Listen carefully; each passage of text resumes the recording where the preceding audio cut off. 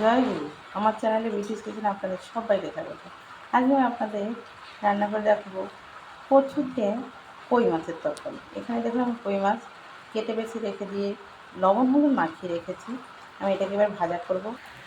দেখুন কড়াতে তেল দিয়েছি, তেল গরম হয়ে গেছে, মাছ দিয়ে দেবো। মাছ ভাজা দেখুন সুন্দর করে পেতে বসিয়ে দিয়েছি। আর কই মাছগুলো যখন আপনারা কাটবেন, আমার জ্যান্ত কই ছিল, আমি লবণ দিয়ে আগে মেরে নিয়েছি, তারপরে আমি কেটেছি। আমি কিন্তু ছাই ছাড়াই কই মাছ কাটি। তো এখানে এইভাবে মাছটাকে একটু চিড়ে চিড়ে দেবেন। এই চিড়ে চিড়ে দিলে এই মাছের ভিতরে, কই মাছের ভিতরে সব মশলা ঢুকে যাবে, খেতে কিন্তু ভালো লাগে। যার এভাবে কিন্তু কই মাছ একটু চিড়ে চিড়ে দিতে হয়, বটি দিয়ে হালকা করে, মাছ ভাঙবেও না। তো এই যে মাছ ভাজা হচ্ছে দেখুন, এখানে আমি কচু কেটে আমি হালকা সিদ্ধ করে রেখেছি। হালকা দেখুন, এই যে নখটা বসে যাচ্ছে, হালকা সিদ্ধ করেছি। এভাবে কিন্তু আপনারা হালকা সিদ্ধ করে নেবেন কচুটা। তো কারণ জানি না গলা চুলকাবে কি না, হাত তো চুলকায়নি কাটার সময়, তো আশা করি গলাও চুলকাবে না। পুরো একদম মাথার কাছে কচুটাই নিয়ে আসছে। এখানে আমি সিদ্ধ করে রেখে দিয়েছি। আমি এই কচু বাটায় দেবো লঙ্কা বাটা, জিরে বাটা আর গোলমরিচ বাটা, আর কিচ্ছু দেবো না। এখানে আমি মাছ ভাজা হতে হতে অন্য কড়াতে তেল দিয়ে কচুটা আমি একটু তেলে ভাজতে থাকবো। আমি কচুটা কিন্তু অন্য ঠিক ফোড়ন দেবো, তাই অল্প তেল দিয়ে আগে কচুটা ভেজে নিচ্ছি, লবণ হলুদ দিয়ে একটু। এবার আমি দিয়ে দেবো লবণ হলুদ, দিয়ে দেবো লবণ,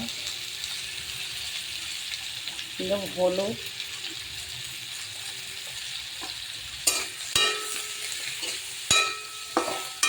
দিয়ে নেড়ে চেড়ে একটু নাড়াচাড়া হবে, কচু একটু লাল আসবে ভাব, তারপরে আমি জল দিয়ে দেবো। এইদিকে দেখুন আমার মাছ ভাজা হচ্ছে, আমি একটাতে উল্টে দিয়েছি।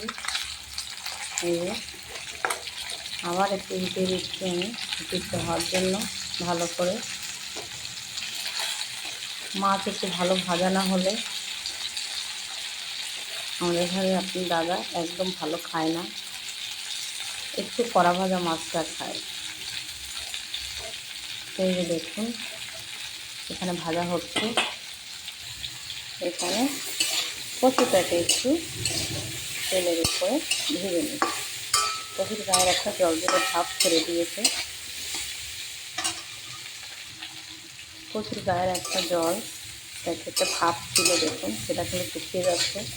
এই জলটা থাকলে কচু অনেক সময় গলা চুলকানোর ভয় থাকে, এবার গলার কোনো চুলকানোর ভয় রইল না। আমি এবার জল দিয়ে দেবো।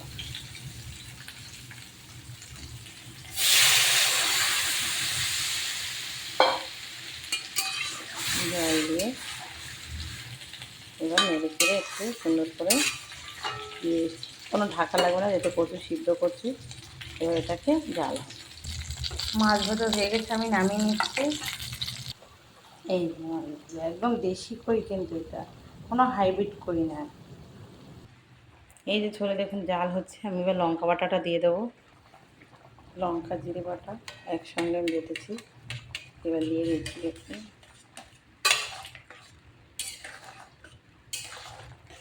এবার সুন্দরভাবে ঝোলে জাল হবে।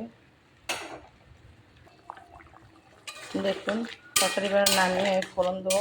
এভাবে কিন্তু একটু ঘাঁটতে হবে কচু, তাহলে ঘন হবে তরকারিটা। কচু ভাঙা লাগবে না, এভাবে ঘাঁটতে ঘাঁটতে কচু দেখুন গা থেকে ছাড়িয়ে যায়, দেখেছেন? কচু গা থেকে ছাড়িয়ে যায় ভালো কচু হলে। কচুটা সুন্দর গলে গেছে। এবার নামিয়ে আমি ফোড়ন দিয়ে দেবো। এই দেখুন আমি জিরে তেজপাতা ফোড়ন দিয়ে দিয়েছি, এবার আমি নামিয়ে নেব। এবার ফোড়ন দেব, তরকারি ঢেলে দেবো।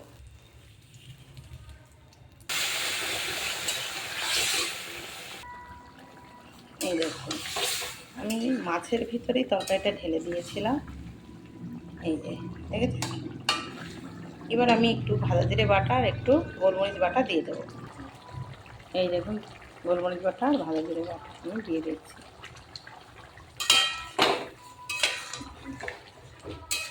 দেখুন তরকারি ঘন হয়ে গেছে, এবার আমি নামিয়ে নেব। তরকারি কিন্তু দেখতে খুবই সুন্দর হয়েছে এবং খেতেও কিন্তু ভীষণ ভালো লাগবে। দেখুন কচুর তরকারি দেখেছেন কালারটা কি সুন্দর হয়েছে, খেতেও কিন্তু ভীষণ ভালো হয়েছে। তো এভাবে কিন্তু আপনারা কচুর তরকারি কই মাছ দিয়ে রান্না করে খেয়ে আমাকে কমেন্ট করে জানাবেন। তো আমার এই রেসিপিটা যদি ভালো লেগে থাকে তাহলে please please please like share comment করতে কিন্তু ভুল করবেন না, সাবস্ক্রাইব করবেন। জয়